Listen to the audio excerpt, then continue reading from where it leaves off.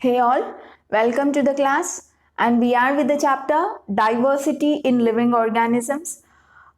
We have discussed various kingdoms, and also in the kingdom Animaliae we started discussing various phyla. Yes or no? And we have finished the phylum Porifera to the phylum Echinodermata, right? And before we go for the next phylum, that is actually the phylum Chordata, before we go to the Chordata, let us try to note down a point that, from the phylum Porifera to Echinodermata. These phyla belongs to the class non-chordata. Okay, they are called non-chordates, right? So, the phylum Porifera to the phylum Echinodermata come under a category called non-chordates. Clear? And now we are going to a phylum chordates. Let us try to understand what do you mean by chordates. Clear? Fine. See, the phylum chordata is actually classified into two subphylums. One is the subphylum, we call it as Protochordata, and another subphylum is Vertebrata. Clear? So this is very important, guys. Chordata is again divided into two subphylums, two subgroups. What are they? One is Protochordata, the other one is Vertebrata. Right? And now let us try to discuss about general characteristics of chordates. Okay? So let us try to understand what do you mean by chordate first. Later we will study about the subphylum Protochordata, and later we will go with the subphylum Vertebrata. Clear? Fine. Say general characteristics of chordate. Say try to observe one particular diagram that I'll draw here.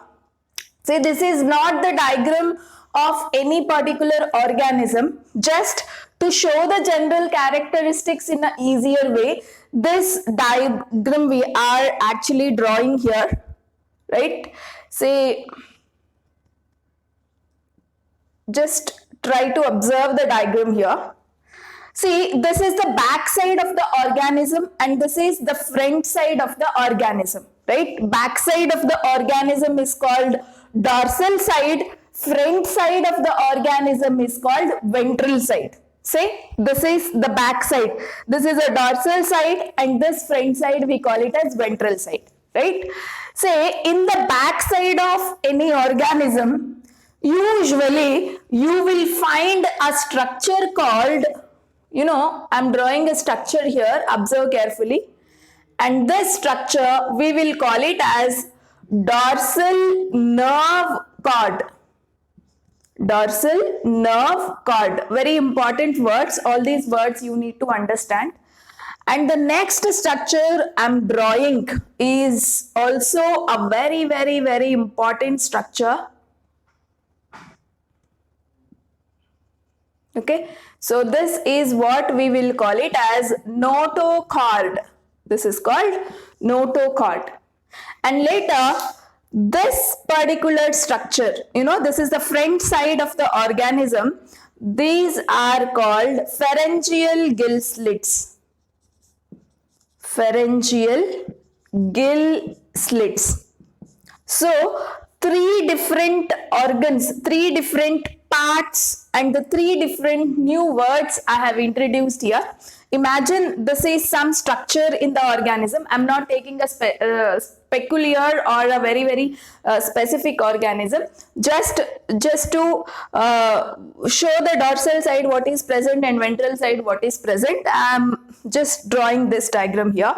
Say dorsal side in the sense back side. You have a structure called dorsal nerve cord, and before this dorsal nerve cord you have another structure called notochord, and here this is nothing but a gut region, pharyngeal gill slits. You know where are the pharynx present in the human? Here in the neck region.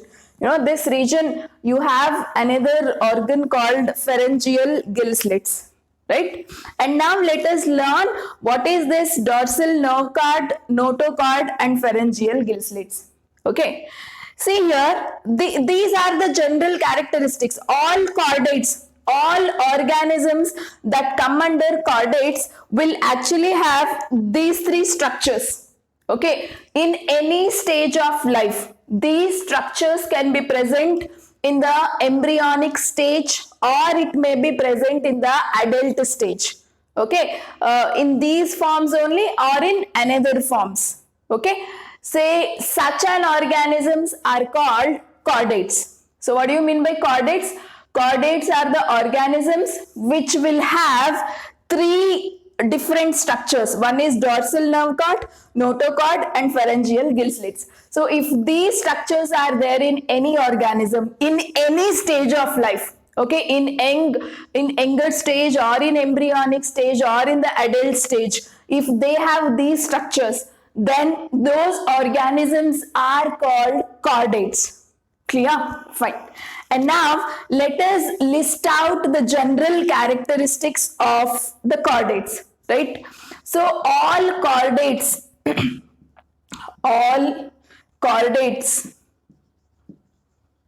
have dorsal nerve cord. So what is the use of this dorsal nerve cord? You know, it is nothing but a nervous tissue. Just it is like a nervous tissue. It is like a nervous tissue. Say if information has to pass, right, from one part of a body to another part of a body, you know, actually in the humans this nerve cord is advanced, well advanced, and it has converted into nervous tissue, guys. So in the previous chapter we learned about nervous tissue. Yes or no? Nervous tissue contains a brain, a spinal cord, lots of nerves, you know, where information is passed from brain to various parts of a body, and then from various parts of a body to a brain, you know. So later, so how this nervous tissue has formed? It has formed from dorsal nerve cord. Okay, so this is a very old primitive type of a structure. Okay, and from this particular nerve cord only nervous tissue is going to be generated in various organisms. Okay, fine. And you know, next point is all chordates have notochord. This is a very important thing. You know, what do you mean by cord? Cord in the sense string or rod-like structure. Okay, so we will actually have, all chordates actually have rod-like structure in the backside of a body. Right, in the dorsal side in the sense backside. So in the backside we will have a rod-like structure. So what do you mean by notochord? Rod-like structure. Okay, present rod-like structure is present. And what is the use of this rod-like structures? It gives support to the organism and also helps in the movements. Okay, so this is the main use of notochord. Actually in the humans, this notochord is replaced by vertebral column. We call it as backbone isn't it? Backbone is called as vertebral column. You know how this vertebral column has formed? It has formed from notochord only. Clear? So when we were an embryo, right, in the womb, when we were an embryo, we actually have notochord. Okay, that gives a support to the embryo or fetus, and later this notochord develops into backbone. Clear? Vertebral column. So this is how it happens in humans. Clear?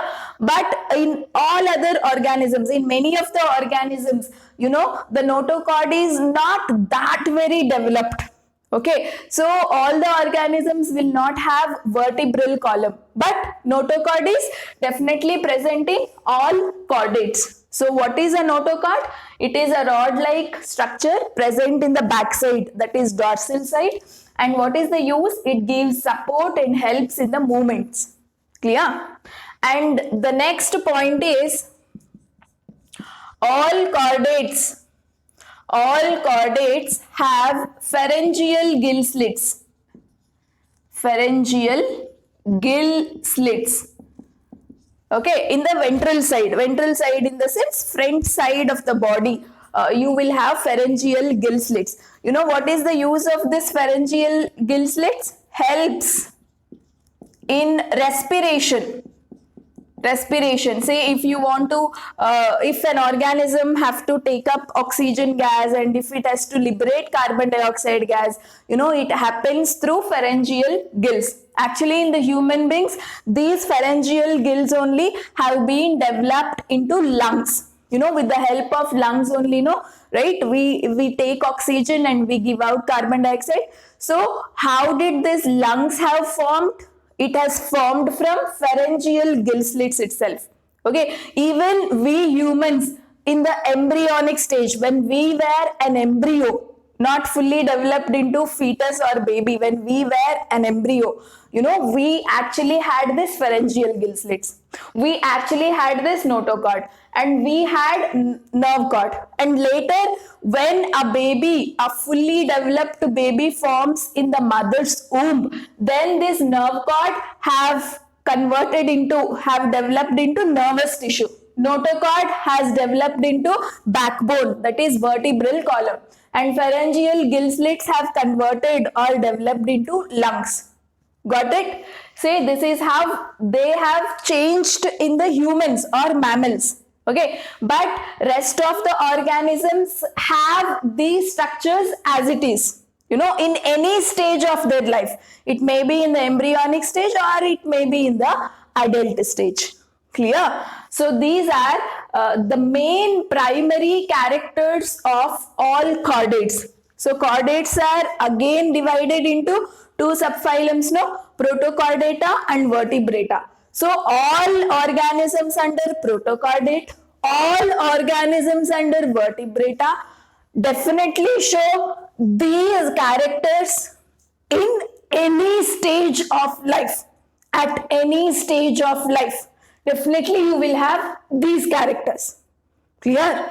Any stage of life, in the sense you may see these structures in the embryonic stage, or in some organisms you may observe these structures in the adult stage or in young stage. Clear? So this is all about chordates. So now we will study separately about protochordata, and then we will go for studying about vertebrata. Clear? Understood everybody? Chordates and its features. And you see, from the phylum Porifera to Echinodermata, we call them as non-chordates. So non-chordates do not have these structures. They do not have dorsal nerve cord, they do not have notochord, and they do not have pharyngeal gill slits also. So we have completed studying those phyla. Have you ever observed these structures in the body of those organisms? Never, right? So phylum Chordata is a very, very important phylum where the three main characteristics of Chordata are these. Clear? So now let us study about the subphylum Protochordata. Let us see what characteristics these Protochordata have. Clear? Coming to the subphylum Protochordata. See children, the name only says everything here. Proto in the sense what? Primitive. What do you mean by the word proto? Proto means primitive. That is old, very old type of chordates are called Protochordata. They are very old type, primitive. That is the first type of chordates. Very simple type of chordates are called Protochordata. Yeah, fine. And now, old or first, you can say, very first type of organisms are the Protochordata. Fine. See, the points that you have to remember here is they are exclusively marine. Very important point. They are found only in oceans. They are not found in freshwater bodies. They are not found in rivers, lakes or ponds. Remember, they are found only in the oceans. So we say they are exclusively, that means they are present only in the marine region or in a ocean region, right? And the second point is they are bilaterally symmetrical. Bilaterally symmetrical. You know the meaning of all these words, isn't it? So what do you mean by bilaterally symmetric? When you cut the organism longitudinally, you know, in one plane, you get two same parts. The left side of the body design is exactly similar to the right side of the body design, right? This is what we mean by bilaterally symmetrical. Yeah. Say, let me draw an example here. See, just observe this structure. I'm drawing a variety of protochordates here.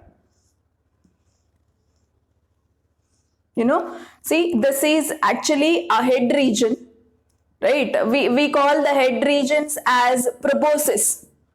We call the head region as proboscis. And this is the neck region. We call it as colar. And this is a tail region. Okay. So here actually you will have, you know, pharyngeal gill slits. Pharyngeal gill slits. You know, this is the basic structure of the protochordate. You know, the organism's name is Balanoglossus. Balanoglossus. Okay, so this is one particular example for protochordate. And you see the body is bilaterally symmetrical, guys. Say if you cut the body in this direction, you know, the left side is having same body design as that of the right side, right? So this is what the meaning of the word bilaterally symmetric. And the next one is, it is triploblastic. Triploblastic in the sense what? Having 3 germ layers, right? Ectoderm, mesoderm and endoderm, right? 3 germ layers are present in the organism. Then that condition is called triploblastic. And they are coelomic. That means they have a body cavity. All organs and organ systems are present in a body cavity. So if they have a body cavity, we call it as coelomic. Clear? And the very important point here is they show notochord. They show notochord. That's why they belong to a phylum called chordates, right? So what are the 3 main characters of chordates? Chordates have notochord. Chordates have nerve cord. Chordates have pharyngeal gill slits. If an organism shows these characters in any stage of life, okay, they may have these characters in the embryonic stage, or they may have these characters in the fetal baby stage, or they may have these characters in the adult stage, old stage, of whenever, right? So at any stage, if you find these characters, then they are called chordates, right? Say here, since these guys belong to chordate phylum, you know, they show notochord, but they show this notochord only in embryonic stage. Only in embryonic stage. So only when the organism is in a larval stage, when the organism is an embryo, very small, right, in the cellular stage, you find the notochord, right? And later when the organism develops into adult, that notochord vanishes. Okay, so in any stage if notochord is there, it is called as chordate only, right? So they show notochord only in the embryonic stage. And definitely they also have pharyngeal gill slits.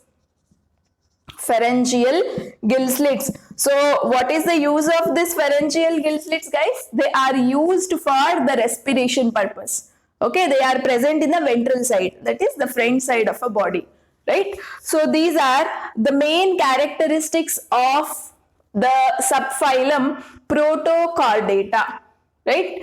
And what examples you can give here? So one example is Belanoglassus, I said, and another example is Herdmania.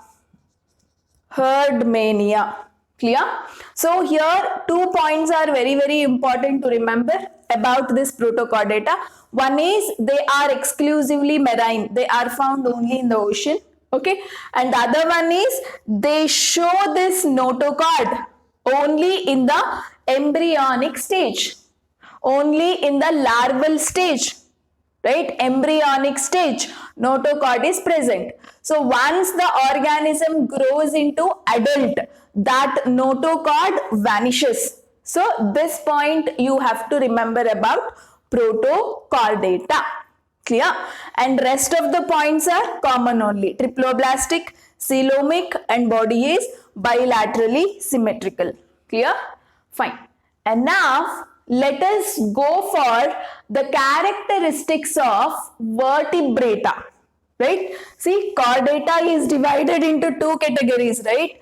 One was Protochordata, the other one is vertebrata.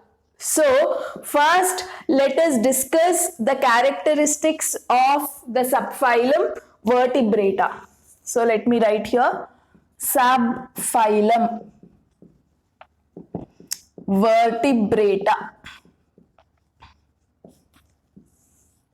Okay, fine. See, the points are very similar. Even all vertebrates are bilaterally symmetrical. Bilaterally symmetrical. Common points I'll write here. And they are also triploblastic. Triploblastic. And even these vertebrates are coelomic. They have a body cavity where organs are placed and organ systems are placed. And now let me write the special points. And here notochord, definitely notochord is present in embryonic stage. Embryonic stage. Okay, but later this develops into vertebral column. Vertebral column is nothing but backbone. Okay, so that's the reason the organisms are actually called as vertebrates, or they belong to a category vertebrata. Okay, try to remember, whatever the notochord is there, the rod-like structure which gives support to the body, that is there in the embryonic stage. But later, when the organism grows, that notochord is replaced. It develops into what, guys? It develops into vertebral column. Okay, so this is a very important point that you have to remember. In case of vertebrates, the notochord is developed into vertebral column, that is the backbone. Clear? Fine. And here what happens is the nerve cord, one more structure present in the dorsal side, isn't it? That is the nerve cord. Nerve cord later develops into nervous tissue. develops into nervous tissue, very important, and presence of pharyngeal gills. Okay, so some organism have pharyngeal gills, and later these pharyngeal gills develops in some of the organisms, they develop into lungs. Say in the humans and all, pharyngeal gills, when we become a fetus from embryo, right? You know the stages of life, right? So when the sperm combines with the egg, first zygote is formed, single celled structure. That single cell structure will become embryo. Embryo becomes fetus, that is baby. Baby becomes a child. Child becomes adult. You know all this, right? So in the embryonic stage, we would be having pharyngeal gills, but later in some of the organisms like humans and animals, these pharyngeal gills develops into lungs, right? And you know, we have a special organ here, right? Fully developed organ, which we call it as heart. So heart is present in the ventral side. Heart is ventral. What do you mean by ventral side? Front side. Okay, dorsal side, back side. So where is our heart present? Always front side, right? Here we have an heart. So heart is ventral, and heart, we actually have, vertebrates. Vertebrates again divided into 5 classes, guys. I'll inform that later. And as of now, try to remember, all vertebrates have 2 or 3 or 4 chambered heart. 4 chambered heart. Heart will have certain chambers. The chambers can be 2, the chambers can be 3, or it can be 4. So chambered heart is found in vertebrates. And internal skeleton is observed. Internal skeleton, right? So we have a skeleton inside, that is bones. Our skeleton is made up of so many bones, right? So we have a skeleton system inside, and muscles, we have something called muscles about a skeleton, that is bones and muscles. You studied in the previous chapter, isn't it? And muscles attaches to skeleton, and that help in movements. Yes or no? Say if I have to move my hand, which is responsible for this movement? The bone and the muscle that is attached to the bone. Both of them will work together along with the brain, and that leads to various possible movements, right? So these are the main characteristics of the vertebrates. Clear? And now these vertebrates are again divided into 5 classes. You know what are they? The first one is called Pisces. All varieties of fishes comes in this category, in this particular class. And the second variety is Amphibia. The third class of organism is Reptilia. All reptiles come under this class. Fourth one is Aves, that is nothing but birds. Fifth one is Mammalia. That means all animals and humans come under Mammalia, right? So now in the next class, we are going to discuss the characteristics of each and every class in detail. Clear, everybody? So today we have studied about chordates. So which organisms are called chordates? If they have notochord, or if they have nerve cord, and if they have pharyngeal gill slits in any stage of their life, then those organisms are chordates. So how many varieties of chordates you have? 2 varieties. One is Protochordata, the other one is Vertebrata, right? So Protochordata, very old, or the first type of the chordates, and they have notochord only in the embryonic stage. Okay, they do not have backbone, full developed backbone and all. They just have that notochord in the embryonic stage. And coming to the vertebrata, you know, the notochord is there in the embryonic stage, but as the organism develops, that notochord is replaced or it develops into vertebral column or backbone. And the next point is nerve cord gets replaced into nervous tissue, pharyngeal gill slits. Some organisms have gills only, or in some organisms they develop into lungs. And here the heart is ventral, chambered heart you will find, and the skeleton is internal. We have the skeleton inside the body.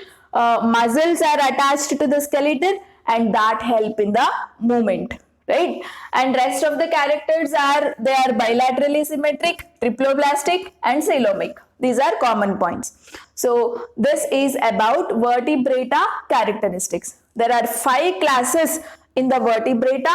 What are they? Pisces, amphibia, reptilia, aves, mammalia.